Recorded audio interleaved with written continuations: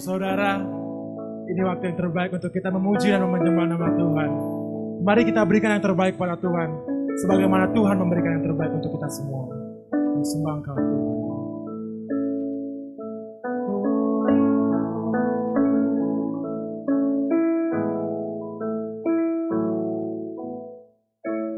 Banyak yang Kau perbuat di dalam hidupku, rancangan indahmu terjadi di hidupku. Bapa yang mengerti segala yang ku perlu, kasih-Mu sempurna nyata dalam hidupku. Ku bersyukur Bapa, ku bersyukur Tuhan buat kasih setia-Mu di dalam hidupku. Ku bersyukur, kami katakan kami bersyukur. Ku bersyukur Bapa, Ku bersyukur Tuhan, ku bersyukur Tuhan buat kasih setia-Mu di dalam hidupku. Ku bersyukur Tuhan. Mari kita nyanyikan lagu ini dengan bersyukur kepada Tuhan. Banyak yang Kau perbuat di dalam hidupku, rancangan-Mu rancangan indahmu pasti terjadi di hidupku. Bapa yang mengerti segala yang ku perlu, kasih-Mu sempurna nyata dalam hidupku. ku bersyukur Bapa, ku bersyukur Tuhan Buat kasih-Mu buat kasih setia-Mu di dalam hidupku. Ku bersyukur, kami bersyukur. ku bersyukur Bapa, Ku bersyukur ku bersyukur Tuhan buat kasih-Mu buat kasih setia-Mu di dalam hidupku. Ku bersyukur Tuhan. Kami sebagai jemaat-Mu Tuhan, hari ini kami datang Tuhan, kami deklarasikan bahwa kami tidak takut akan apapun Tuhan. Karena kami tahu Engkau bersama kami Tuhan. Yes Lord, Oh, Jesus. kami akan iman kami Tuhan. Tak ada lembah kelam yang tak ku lewati tanpa hadir-Mu. Hatiku takkan gentar sebab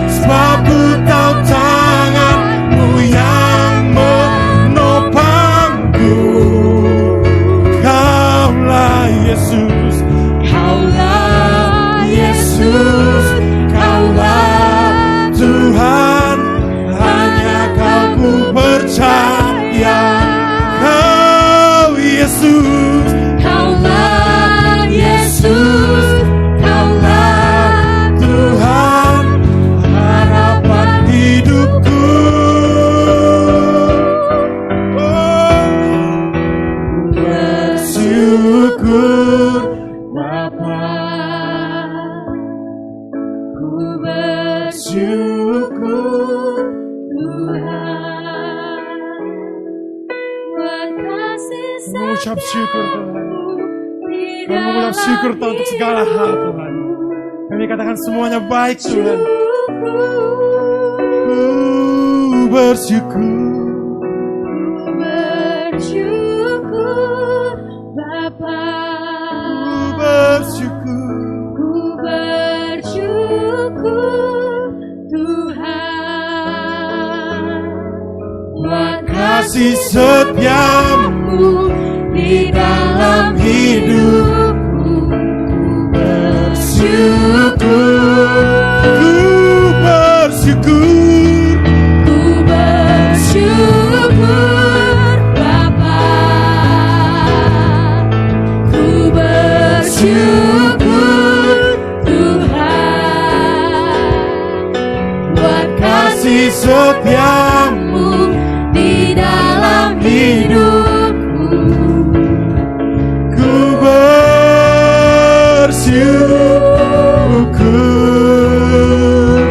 Tuhan.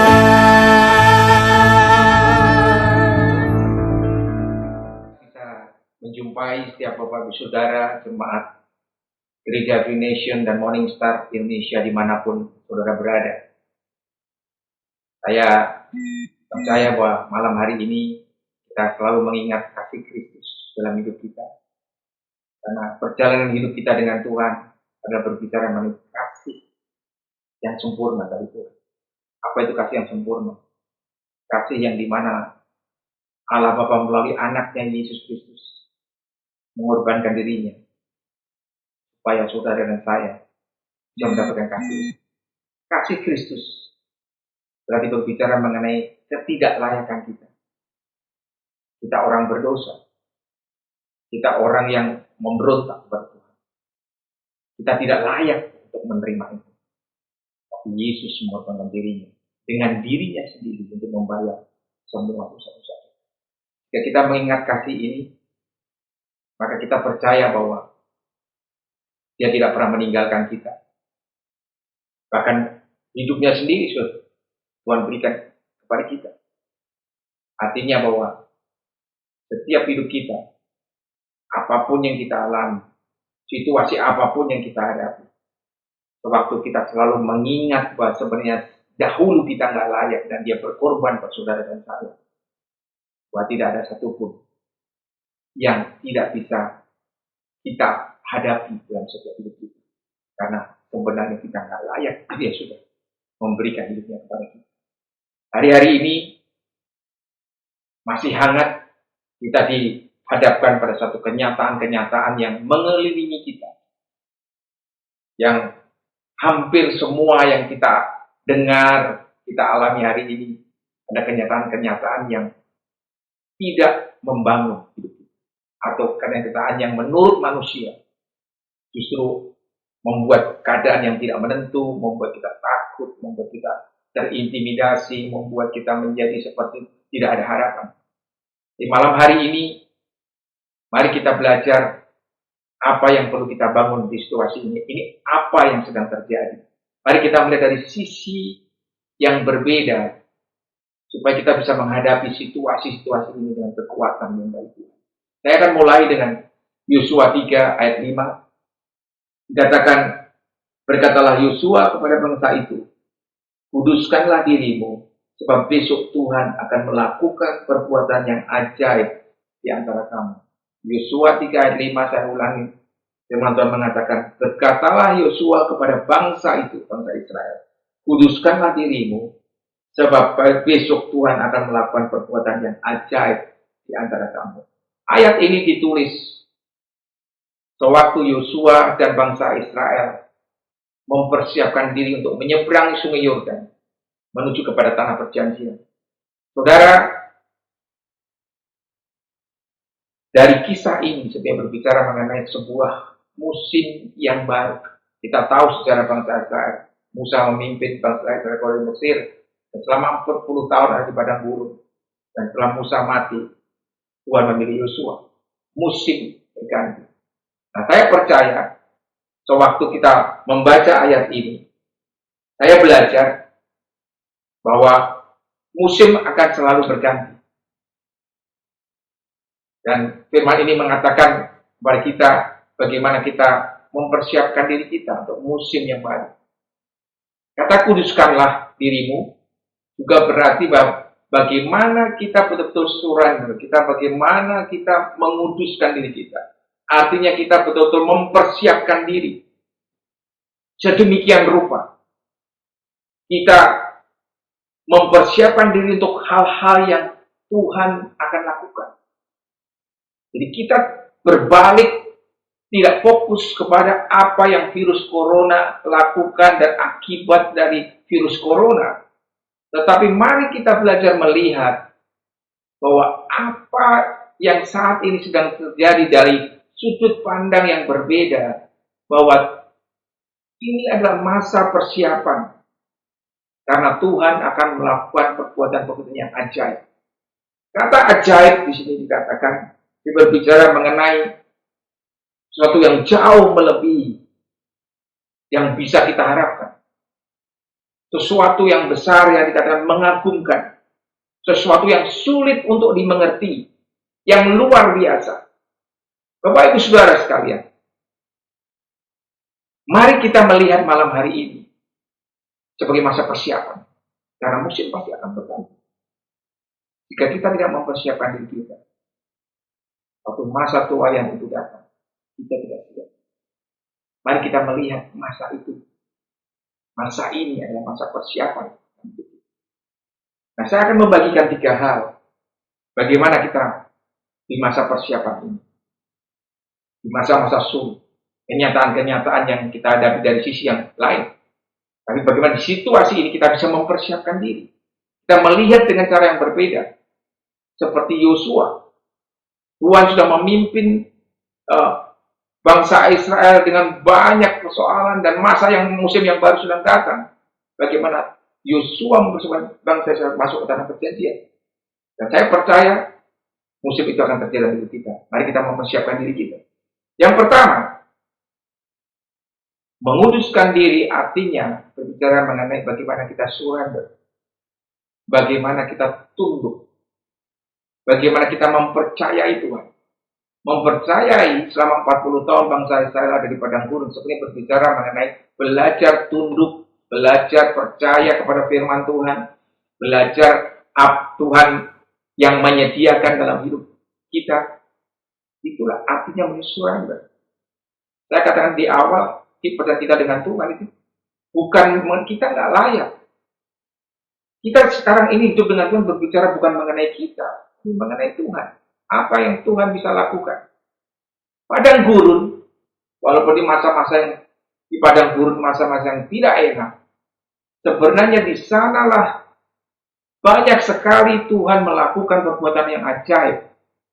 Bagaimana Tuhan menyediakan setiap keperluan bangsa Israel. Bahkan dari yang terkecil. Dari sepatu yang tidak pernah rusak, baju yang tidak pernah rusak. Makanan datang dari surga. Burung puyuh daging dibuat Tuhan berjatuhan di depan mereka untuk diambil. Air. Penyediaan. Tuhan mau mengajar bangsa Israel untuk percaya surrender. Tunduk kepada firman Tuhan, kepada janji Tuhan. Dan itulah selama 40 tahun Tuhan mengajar bangsa Israel. Nah, saya percaya kisah hari ini. Kisah yang ditulis itu juga pelajaran buat kita supaya kita tidak gagal seperti bangsa Israel. Yang akhirnya generasi Yosua bisa masuk dalam perjanjian. Mari kita belajar, percaya, surrender bahwa Tuhan adalah penyedia dalam hidup kita. Walaupun saat ini surat tidak melihat ke depan harapan yang kita belum melihat harapan hari ini. 1-2 minggu ke depan saja kita tidak tahu apa yang terjadi. Bagaimana keadaan? 1 bulan ke depan kita nggak tahu bahkan hari-hari ini. Ada banyak yang terjadi dalam hidup kita. Kita mengalami potong gaji dan semuanya. Kita percaya Tuhan mengajar kita hari ini untuk surrender. Yosua 1 dikatakan berkali-kali Tuhan mengatakan kuatkan dan teguhkan hatimu. Yosua 1 ayat 6 dan 7 adalah kuatkan dan teguhkan. Berulang-ulang Tuhan mengatakan artinya hati-hati supaya kita betul-betul surrender, menguatkan hati kita, teguhkan firman dalam hidup kita, kita pegang teguh. Dan Tuhan katakan, jangan kecut dan tawar hati. Tuhan tidak suka melihat tawar hati. Tuhan mau kita belajar untuk benar-benar mempercayai. Kadang-kadang itu sulit karena keadaan, karena kenyataan yang kita alami. Tapi Tuhan katakan, kuatkan dan teguhkan hatimu. Kuatkan dan teguhkan hatimu. Supaya kita bisa surrender, kita bisa sungguh-sungguh berserah, kita sungguh percaya bahwa Tuhan penyedia di saat-saat ini dalam kehidupan kita. Yang kedua, sebagai gereja Tuhan, satu hal yang kita perlu mengerti atau perlu sadar hari ini, diingatkan bahwa gereja adalah perwakilan Tuhan di bumi. Kita, saudara dan saya adalah perwakilan Tuhan di bumi. Dan tanggung jawab kita adalah memberitakan kabar baik. Memberitakan Injil. Di situasi siap atau tidak siap hidup kita, firman Tuhan mengatakan, beritakanlah kabar baik. Nah, saya percaya suatu gereja tidak lagi memfokuskan dengan urapan yang Tuhan berikan kepada kita untuk memberikan kabar baik, walaupun di situasi yang sulit hari ini, maka gereja akan kehilangan fokus. Kita dipanggil untuk memberitakan kabar baik. Nah, saya percaya bahwa hari-hari ini adalah saat-saat yang tepat. Bagaimana kita dengan keterbatasan yang mungkin kita tidak bisa bertemu dengan orang, tapi kita bisa dengan teknologi yang ada, dengan handphone, kita bisa hanya mengatakan perhatian yang tulus. Bagaimana kesehatan mereka. Ini saat-saat yang tepat. Kepedulian kita, berdoa buat mereka, menguatkan mereka, memberitakan kabar baik kepada mereka. Inilah saat-saat yang tepat di mana kita bisa sebagai gereja memberitakan kabar baik. Ada sekeliling kita hari ini kabar-kabar yang semuanya mengenai kabar-kabar yang tidak baik. Saudara, kenapa Yosua dipilih oleh Tuhan untuk memimpin bangsa Israel keluar dari Mesir? Kita tahu sejarah sebelumnya bahwa salah satu orang yang selalu memberitakan kabar baik adalah Yosua dan satu Kaleb. 10 pengintai itu selalu memberikan kabar busuk. Sebagai gereja Tuhan, kita dipanggil untuk memberitakan kabar baik. Saudara, kalau 10 orang memberikan kabar busuk, artinya mungkin dia melihat memang betul-betul ada sesuatu yang menakutkan mereka. Tetapi Yosua dan Kaleb memutuskan untuk mempercayai janji Tuhan kepada bangsa Israel. Dan dia percaya dan dia memberitakan kabar baik. Dalam keadaan yang sulit hari ini, kadang-kadang kita sulit memberitakan kabar baik. Tapi ingat bahwa Tuhan mengurapi kita untuk memberitakan kabar baik. Di Lukas 4, 18 dan 19 dikatakan, Tuhan telah mengurapi aku untuk menyampaikan kabar baik kepada orang-orang miskin. Orang yang membebaskan kepada orang tawanan. Memberikan penglihatan pada orang-orang buta. Ada banyak orang saat ini yang mereka memerlukan dikuatkan. Dan sebagai gereja Tuhan, mari kita memberitakan kabar baik. Waktu hari-hari ini kita memberikan kabar baik. Nanti musim menuai. Karena kita sudah menabur, kita akan menuai di setiap kabar baik yang kita berikan. Setiap kabar baik, orang-orang yang memerlukan kabar baik di dalam hidup kita, mari kita hubungi mereka, itu entah saudara, teman-teman kita yang belum mengenal Tuhan mungkin, hanya encourage mereka. Ini saat untuk memberikan benih kabar baik kepada mereka. Sehingga saatnya nanti, pada waktu menuai, kita akan menuai semua dari benih kabar baik yang kita lakukan. Saya percaya, sebagai gereja Tuhan, kita tidak teralihkan pandangan kita kepada apa yang sedang terjadi hari ini. Tapi kita justru berdiri di hadapan Tuhan sebagai perwakilan di bumi. Siapa yang bisa memberikan baik? Gereja Tuhan. Yang satu gereja memberikan kabar baik. Tuhan mengatakan Roma 1:16. Injil adalah kekuatan Allah yang menyelamatkan baik orang Yahudi bukan, bagi setiap orang yang belum percaya, yang bahkan membuat orang itu berjalan memulai dengan iman dan dipimpin kepada iman. Yang ketiga, yang terakhir, masa persiapan kita hari ini. Mari kita perkatakan kemenangan karena janji Tuhan. Yosua 1 ayat 8 mengatakan, Tuhan berfirman pada Yosua, waktu dia menggantikan Musa, Tuhan ingatkan Yosua, jangan lupa memperkatakan Taurat Tuhan. Renungkanlah itu siang dan malam, sehingga engkau bertindak hati-hati sesuai dengan apa yang tertulis di dalamnya, sehingga perjalananmu akan berhasil dan engkau akan turun. Saudara memperkatakan kemenangan, ada sesuatu yang dimana perkataan-perkataan itu yang akan membawa satu kemenangan dalam hidup kita. Yosua 6 ayat 1, ayat yang terakhir. Ada sebuah cerita sewaktu tadi dikatakan Yosua mempersiapkan orang umat Israel menyeberang sungai Yordan. Kota pertama yang akan dilalui oleh mereka adalah Yeriko.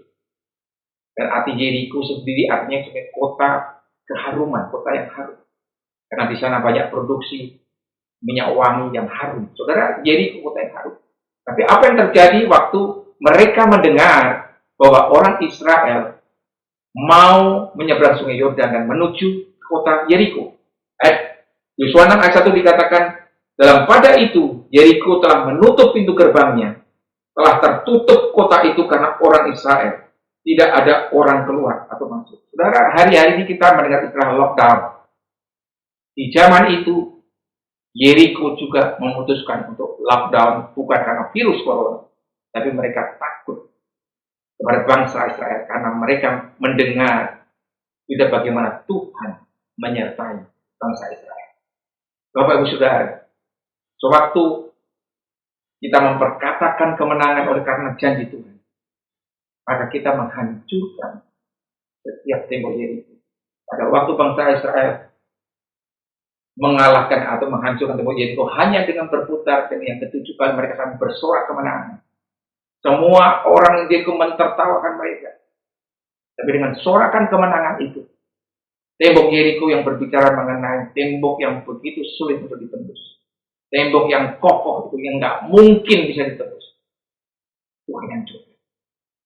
Mari kita menghancurkan setiap lockdown akibat dari virus corona ini.